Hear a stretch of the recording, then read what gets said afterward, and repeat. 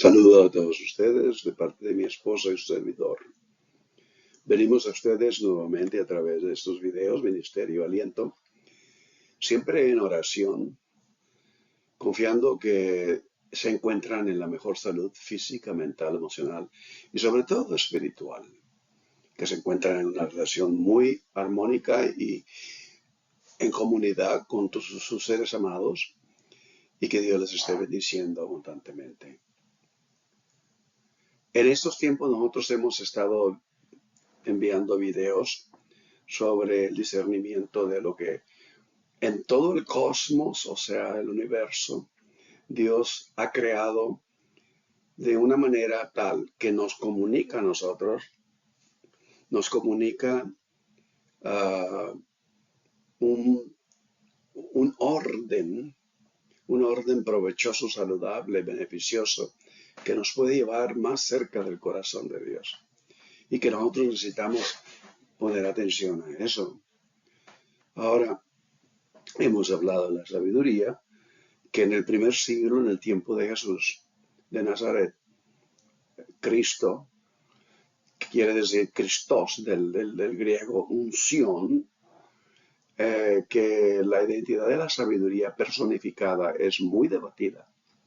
Proverbios capítulo 8 lo describe claramente. De hecho, su representación metafórica, como una madre, como Jesús en su ministerio lo enseña en el capítulo 11 de Mateo, versículo 19, en el que identifica a Juan Bautista y a sí mismo como hijos de la sabiduría.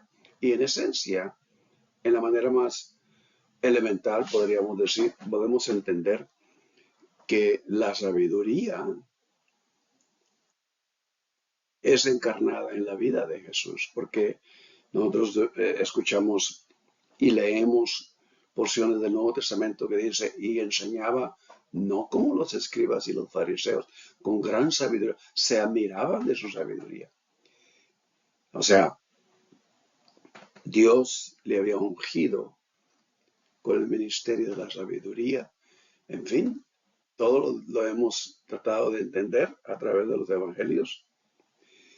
Pero en sí, el cristianismo sostiene que en cierto sentido profundo, Jesús es el cumplimiento de la profecía de Emmanuel. Desde tiempos de los profetas, inclusive, que se declara, ¿verdad? En Isaías, Dios con nosotros, Emmanuel.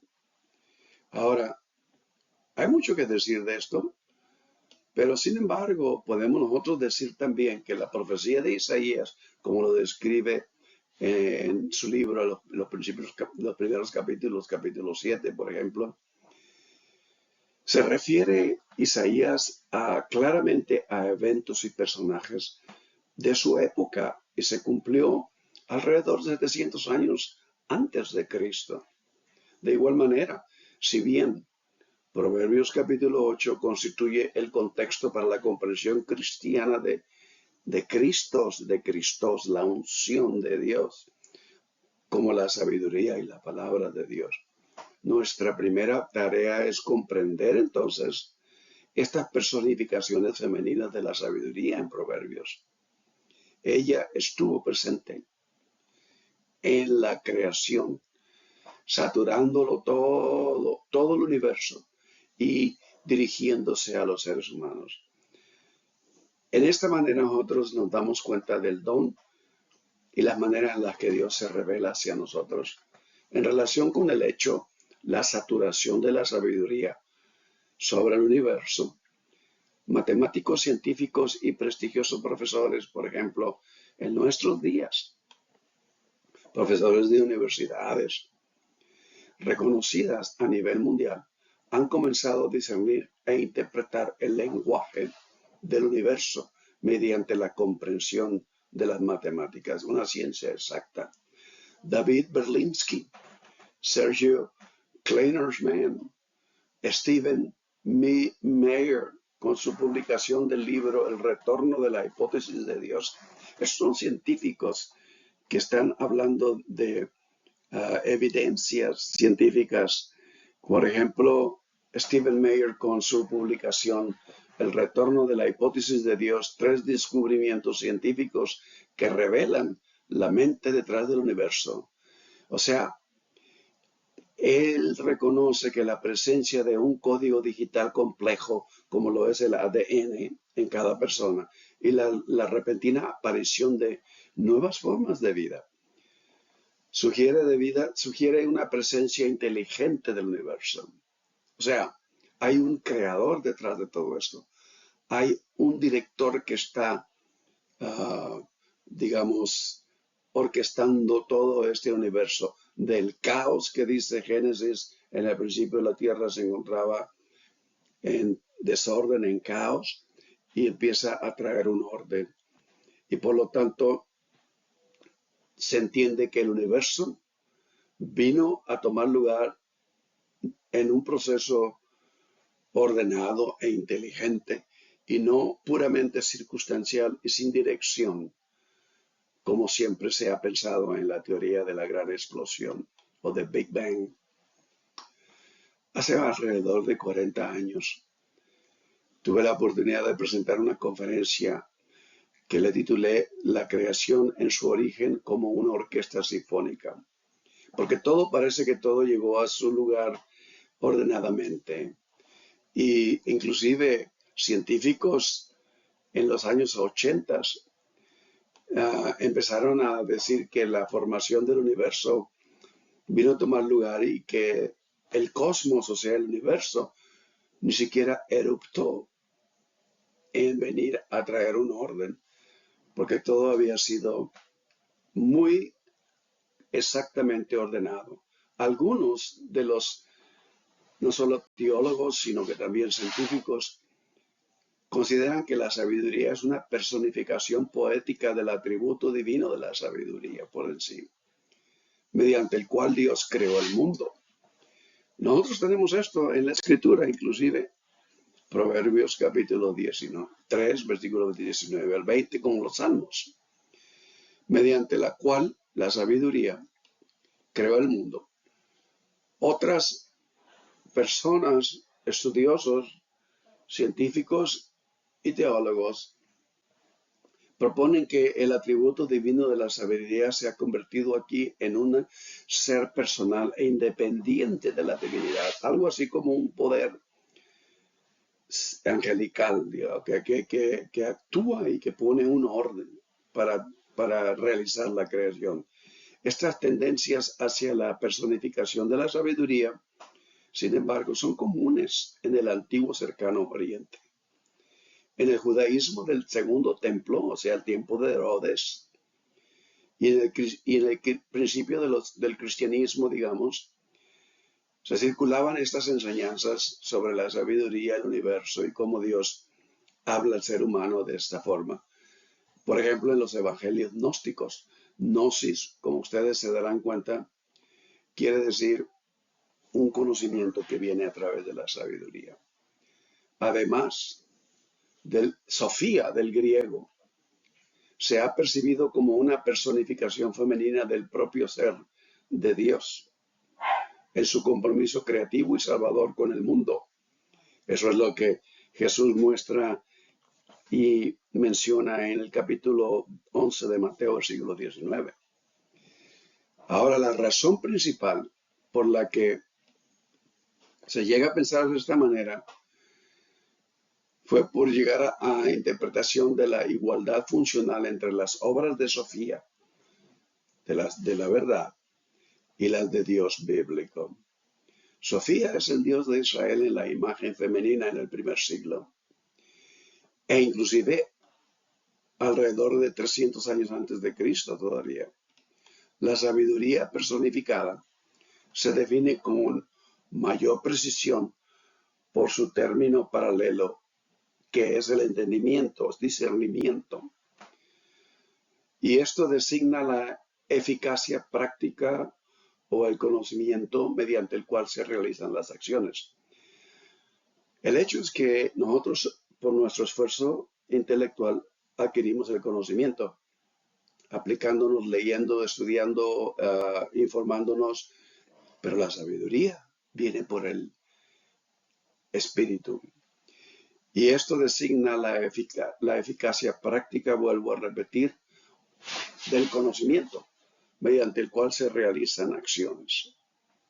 Esto lo tenemos también nosotros acá en Proverbios capítulo 8 y aún Jeremías. En el Nuevo Testamento, Cristos, que quiere decir unción, la unción de la sabiduría, nosotros tenemos la tradición de un famoso rey Salomón que le pide a Dios, lo único que le pide es sabiduría para ordenar las cosas en su reino. En el Nuevo Testamento, entonces, Cristo en sus funciones cósmicas y creativas, que es lo que describe el Evangelio de Juan, digamos, es descrito como el verbo, logos y la sabiduría de Dios. Y por lo tanto, es una narración paralela al Génesis. En el principio, Dios, el primer día, Dios dijo, sea la luz, y vio Dios que era bueno. Pero hasta el cuarto día creó los luminares en el cielo, para el día el sol y para la noche la luna. Muchos de los atributos del verbo hecho carne, entonces, se enmarcan en los términos cósmicos y personales de la sabiduría del Antiguo Testamento. Vean ustedes, por ejemplo, en la epístola de los Colosenses, ¿verdad? Dado de que el cristianismo evolucionó gradualmente a partir del judaísmo y la historia de este pueblo de Israel, su orden de creación divina estableció límites. Si ustedes se dan cuenta, en la misma narración de Génesis capítulo 1 y 2, hay límites, hay un ritmo de vida que se crea en esto.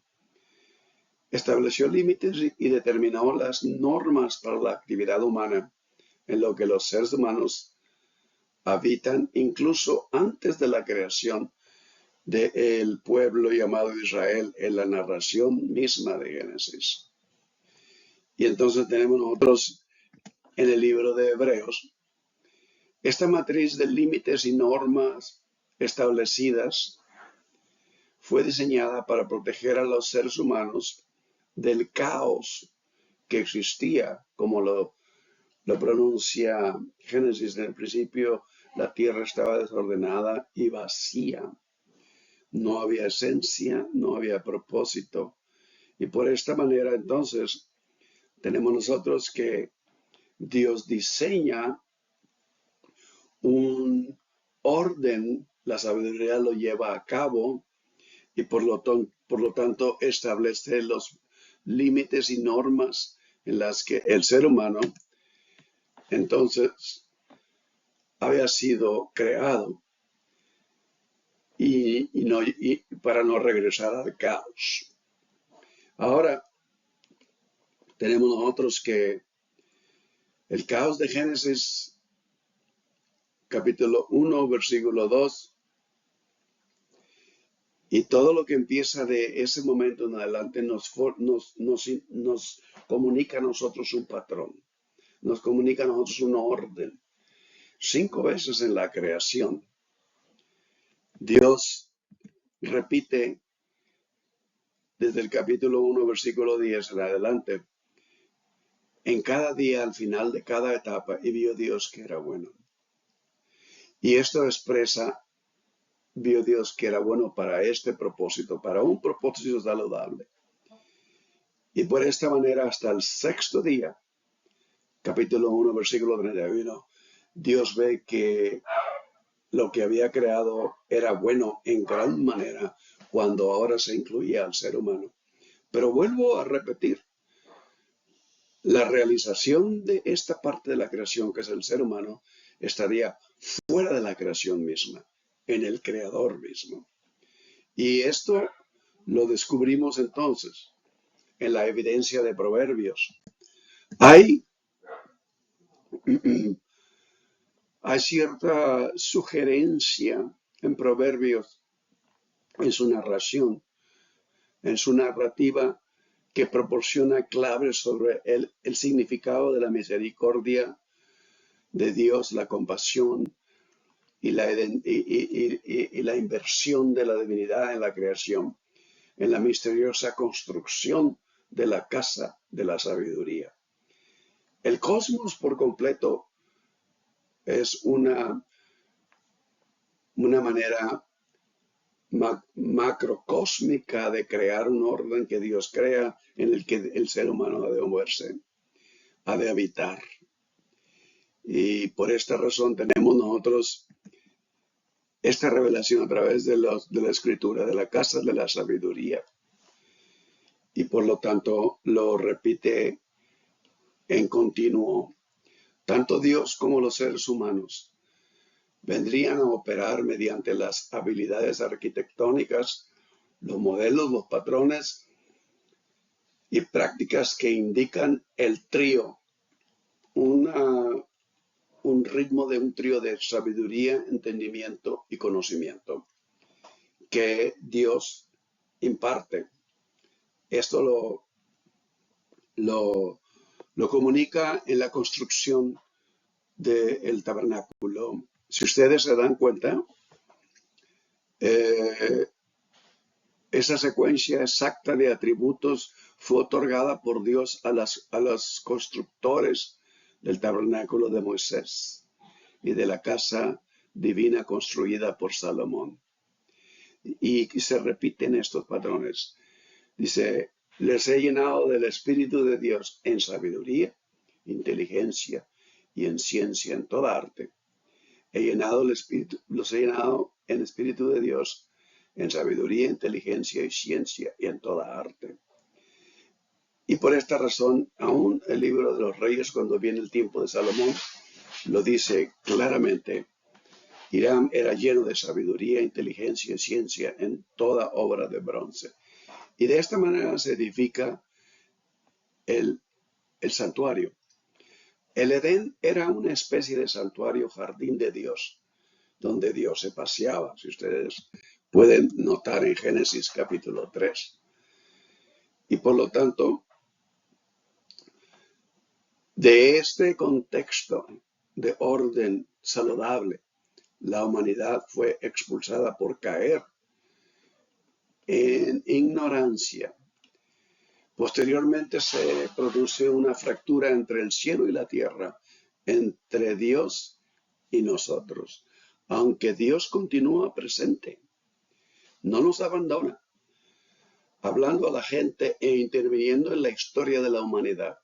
No hubo conciencia plena de parte del ser humano directa como anteriormente lo tomó lugar en el huerto, en el Edén. Pasados los tiempos, pasados los siglos, en Éxodo capítulo 19, la presencia de Dios llegó a la tierra de una manera nunca antes experimentada por la humanidad desde el jardín del Edén. Dios se revela para rescatar y encontrarse con Israel en el Sinaí, lo cual solo sirvió para mostrar cuán profundo es la fractura entre Dios y los seres humanos. Esta casa de culto son también reflejos microcósmicos de lo macrocósmico de toda la creación de Dios. Y es en desarrollar este patrón en la tierra, el tabernáculo, que quiere decir morada de Dios. Y por esta razón tenemos nosotros citas como lo es Salmos, y de esta manera nosotros entendemos. Pero hay principios en cada una de las etapas y las instrucciones características de este santuario. En Ezequiel capítulo 44, versículo del 15 al 18, nos revela algo muy importante, que lo que Dios desea es que el ser humano venga a habitar en la actividad en descanso, a lo que Cristo nos llama. Venid a mí todos los que estáis cargados y cansados, yo os haré descansar. Aprended de mí, yo soy manso y humilde. Mi yugo es fácil, mi carga es ligera. O sea, hay un ritmo de vida que en Cristo Dios nos está revelando. Y en otras palabras, Dios está recreando a través de su espíritu y por la instrucción de la sabiduría y la unción de su sabiduría en el ser humano en plenitud, a recrearnos de nuevo, a regresar al lugar donde todo se hace en descanso. Vean ustedes la cita que al final de Ezequiel 44, en el versículo 18, concluye: y tendrán turbantes de lino, tendrán sobre sus cabezas, y calzoncillos de lino sobre sus lomos, porque no se ceñirán cosa que los haga sudar. Dios quiere regresar al ser humano a un ritmo de vida saludable. Ahora, esto nos lo dice Efesios también, ¿no? Acá con el Nuevo Testamento. Pero déjenme nosotros ponerle nomás, en una ocasión, esta porción del tabernáculo. Estudiamos el tabernáculo, nuestro ministerio, por 9 años. Y no llegamos a la totalidad del lugar santísimo. Pero si ustedes ven estas citas en relación a la corte, el lugar santo, el lugar santísimo, somos cuerpo, alma y espíritu. Jesús enseñó la parábola del sembrador, capítulo 4, versículo 1, 9 de Marcos, y dice: y dio al 30 por 1, al 60 por 1, al 100%, 100 por 1. Pero acuérdense que entre el 60 y el 100 hay un 40. Y el número 40 escrituralmente significa prueba, quebrantamiento a veces, renovación en el Espíritu de Dios. Porque muchas veces, y desafortunadamente, así ha sido, los quebrantos y los sufrimientos traen madurez. Y esta es parte de vivir aquí en la tierra.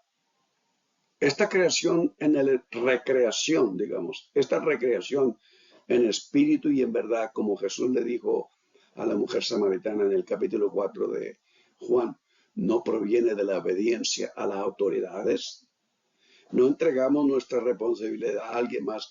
Es un asunto personal y a la vez colectivo, porque todos nos unimos, donde todo se hace saludablemente, donde nada se usa, nada se manipula, nada se oprime, sino se respeta, se valora y se honra. Y ahí es donde se encuentra Dios. Es una jornada del conocimiento interno. Es el gnosis, de conocer en el griego gnosis, en amor. Eso es lo que en esencia Colosenses capítulo, en Efesios primeramente, nos lo recuerda, nos los enfatiza, y por esta razón Dios siempre nos recordó desde tiempos antiguos: escuchad, escuchad para que os vaya bien, para que os vaya bien y os gocéis en la tierra en la que viváis. Ahora, este gnosis en amor no es nada más que una acción en descanso que hace iniciar al creyente a la puerta de la entrada a la verdad divina, y que valora. Esta jornada nos enseña a nosotros el hecho de que aprendemos a valorar al ser hombre y mujer por igual. Enfatizamos, obviamente, el valor del alma sobre el valor del sistema, la verdad sobre la tradición y la liberación sobre la jerarquía. Y ve la iluminación no como algo distante o dogmático, lejano de alcanzar, sino como un viaje interior profundamente personal. El primer principio de esta jornada interna